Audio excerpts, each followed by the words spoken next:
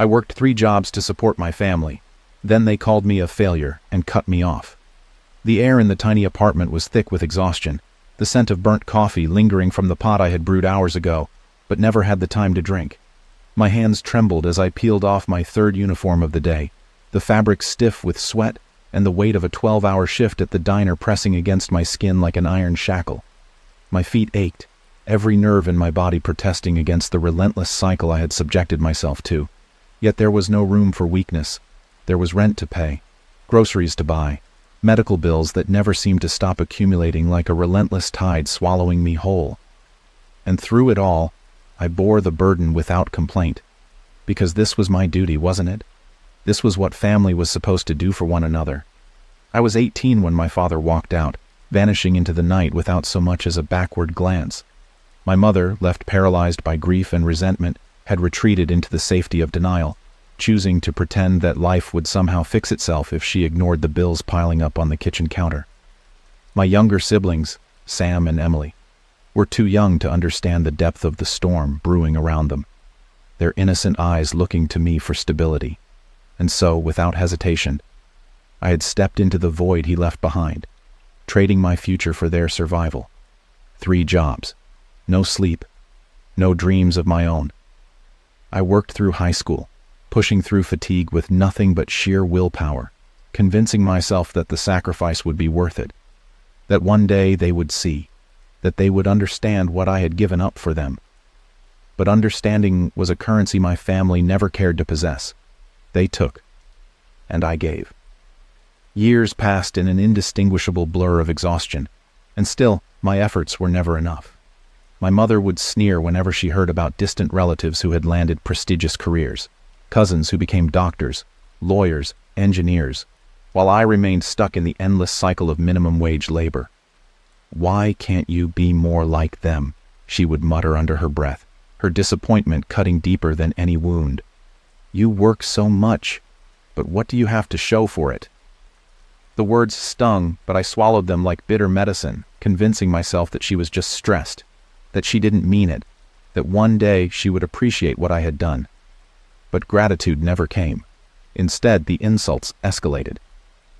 Sam, now a teenager, began parroting the same belittling words he heard from our mother, looking at me with disdain as if my very existence was an embarrassment. Emily, once my shadow, now barely spoke to me, preferring the company of friends who mocked people like me. The overworked, the underpaid, the ones who had nothing but calloused hands and hollowed-out dreams. And then came the final blow. I had lost one of my jobs, an economic downturn forcing layoffs at the warehouse, and suddenly, my ability to carry the financial weight of my family faltered. My mother, who had never lifted a finger to work since my father left, turned on me with venom in her voice, accusing me of being irresponsible, of failing them. "You're useless," she spat, as if the years of sacrifice meant nothing. "If you can't even take care of us anymore, then what's the point of you being here?" That was when I realized the truth, something that should have been clear from the beginning. I was never family. I was never loved. I was a resource, a tool, a means to an end, and the moment I could no longer serve them, I was discarded. The betrayal burned through me like acid, searing into the very marrow of my bones. But as I stood there, stripped of everything I had built my life around, a slow, cold clarity settled over me. They thought I was a failure. They thought I was broken. But they were wrong. This was not the end of my story. This was just the beginning. I never knew silence could be so loud. It pressed against my eardrums, a suffocating, deafening void that swallowed everything whole.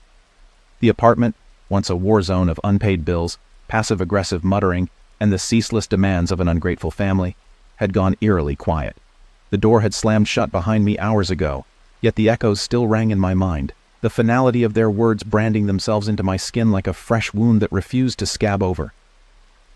"You're useless. If you can't take care of us anymore, what's the point of you being here?" I had no answer. For years, I had been the foundation, the very thing keeping our fragile household from crumbling into nothingness. I had been the one working back-to-back shifts, barely breathing between paychecks, skipping meals so they could eat.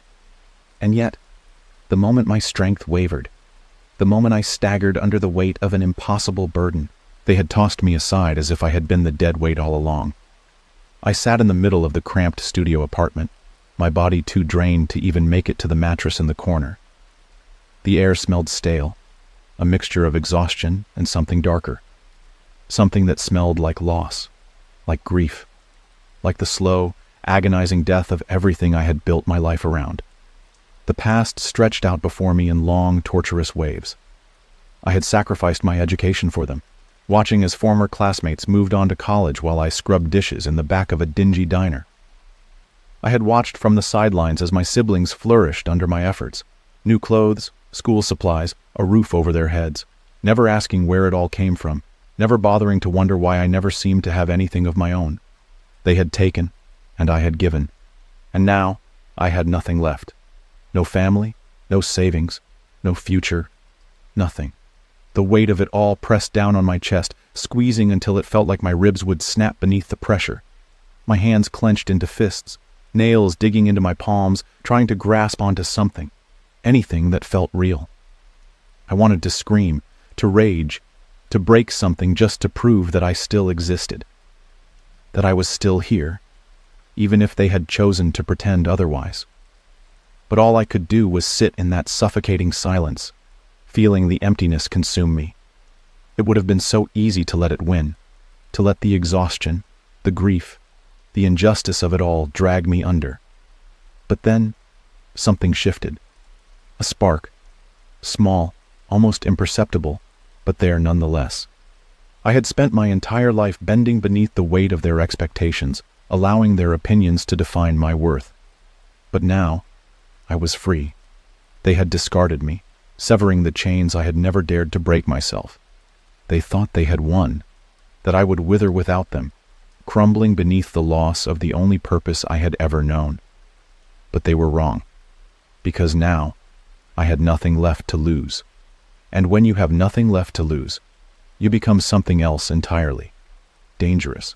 Morning arrived without fanfare, streaks of pale light filtering through the cracked blinds. My body ached from sleeping on the cold floor, but I forced myself upright, shaking off the remnants of exhaustion that clung to me like cobwebs. The world had not stopped turning just because my life had imploded, and that meant I had work to do. I still had one job left, barely enough to keep me afloat. But it was something, a thread to hold on to while I figured out my next move. And I would figure it out, piece by piece, step by step. They thought I was a failure, an expendable resource meant only to serve them. But they had given me something they never intended, an opportunity, a chance to become something more than the workhorse they had chained me into being. It wouldn't be easy. Years of self-sacrifice had left me with nothing, no degree, no connections, no savings to fall back on. But I had something else, a fire that had been smothered for too long, a hunger that was no longer willing to be ignored. And so, I began. I cut every tie, erased every trace of myself from the life I had been forced to live. My phone number? Changed. Social media? Deleted. The old apartment? Vacated within the week. Every last remnant of my existence in that household abandoned like a forgotten relic. I disappeared. A ghost. And in my place, something new began to take shape. I found a second job. Not another dead-end gig, but something that offered a chance to grow. A small startup willing to take a chance on someone with no formal education, but an ironclad work ethic. The pay wasn't much at first, but it was enough. Enough to survive. Enough to start rebuilding. I devoured knowledge like a starving man at a feast, taking free online courses, reading late into the night, pushing myself harder than I ever had before. But this time, it wasn't for them. It was for me. Months passed in a blur of relentless determination, the exhaustion familiar yet different. This time, it wasn't hollow. It wasn't thankless. Every step forward was a victory, every small success a reminder that I was no longer a tool to be used and discarded. And then, the impossible happened. An opportunity, a real one, a company willing to pay me what I was worth, recognizing my effort, my drive, my hunger. I took it without hesitation, stepping into a world that I had once believed was out of reach. They had called me a failure. but they had no idea who I was becoming. The call came on a cold evening, months after I had vanished from their lives. The number was unfamiliar, but the moment I answered, the voice sent ice through my veins. My mother. Her words were hesitant at first, almost rehearsed, as if she were unsure how to approach me after everything. But the moment I stayed silent, letting her fill the void, the truth bled through. They needed me. Sam had dropped out of school, his arrogance catching up with him in the worst way. Emily was struggling, their perfect little world cracking at the seams without me there to hold it together. And my mother, proud, bitter, self-righteous, was out of options. They wanted me back. Not because they missed me, not because they regretted what they had done, but because they had finally realized the truth. I had never been the failure. I had been the foundation. And without me, they were nothing. I let the silence stretch, savoring it, feeling the weight of it settle between us. I had a choice that was mine alone. And as I listened to her desperate, trembling voice, I realized something. I was no longer the person they had abandoned. I was something else now, and they were about to learn exactly what that meant. The silence between us stretched, a thick, suffocating thing that wrapped around my mother's desperate words and squeezed the life from them. On the other end of the call, I could hear her ragged breathing, the weight of her own pride cracking beneath the pressure of her circumstances. For so many years, she had wielded silence as a weapon, allowing it to fester into something sharper than any insult, colder than any rejection. But now, as she waited for my response, the silence was hers to endure. I let the pause linger, savoring the shifting power dynamics, feeling the weight of my own self-worth settle into place like armor. Once, I would have filled that silence with desperate justifications, with explanations meant to convince them of my value, my loyalty. But not anymore. Not this time. Is that all? My voice was calm, detached, an unrecognizable contrast to the desperate, exhausted person I had been when they last spoke to me. My mother faltered. I could almost hear the way her lips pressed together in frustration, as if she had expected a different version of me to pick up the phone, a version still desperate for her approval. "I know things haven't been easy," she finally said, her voice taking on a forced softness, a manipulation so transparent it almost made me laugh. "But we're still family. We've always looked out for each other, haven't we?" It was a lie so bold I almost respected it. I leaned back in my chair, staring out the floor-to-ceiling window of my apartment, a view of the city stretching out before me, the skyline illuminated in golden hues as the sun dipped below the horizon. It was a view I had earned, a reality I had built with my own hands, one they had never believed I could achieve. "You mean I always looked out for you?" I corrected. A sharp inhale, a flash of temper, quickly stifled. "That's not fair," she snapped, the feigned kindness cracking. "Everything I did was for this family." The sheer audacity of those words sent a dark, bitter laugh crawling up my throat. "No," I said, my voice steadier than it had ever been. "Everything I did was for this family. You just watched." A tense silence. I had her cornered. For the first time, she had no power over me. "You think you're better than us now?" she finally hissed, her voice trembling with barely concealed resentment. "Just because you got lucky?" My grip on the phone tightened, but I forced my anger down. I had learned long ago that rage was useless against people like her.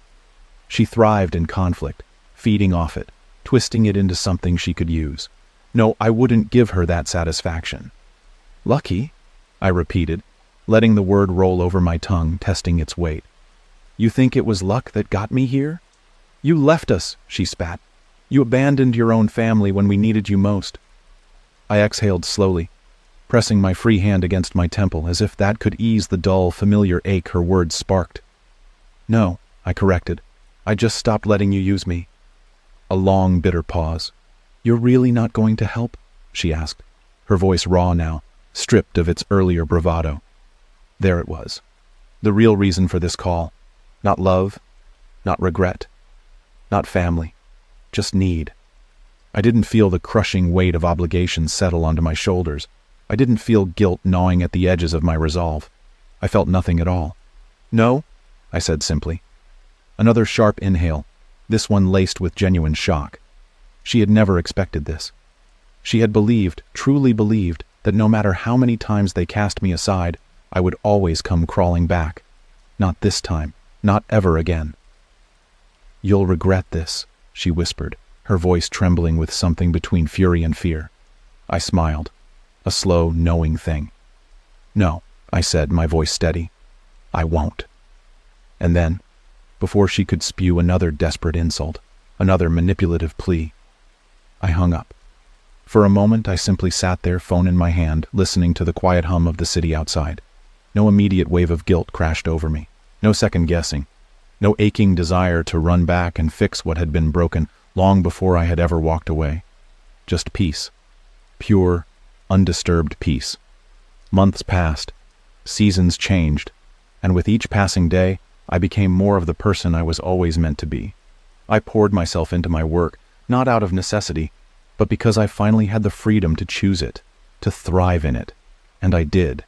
Promotions came quicker than I had ever imagined, each one a testament to the hours of unseen labor, the sacrifices I had made long before anyone had believed I could succeed. I made friends, real ones, the kind who didn't see me as a utility, as an ATM with a heartbeat. I built a life that was mine, one that wasn't dictated by obligation or manipulated by guilt.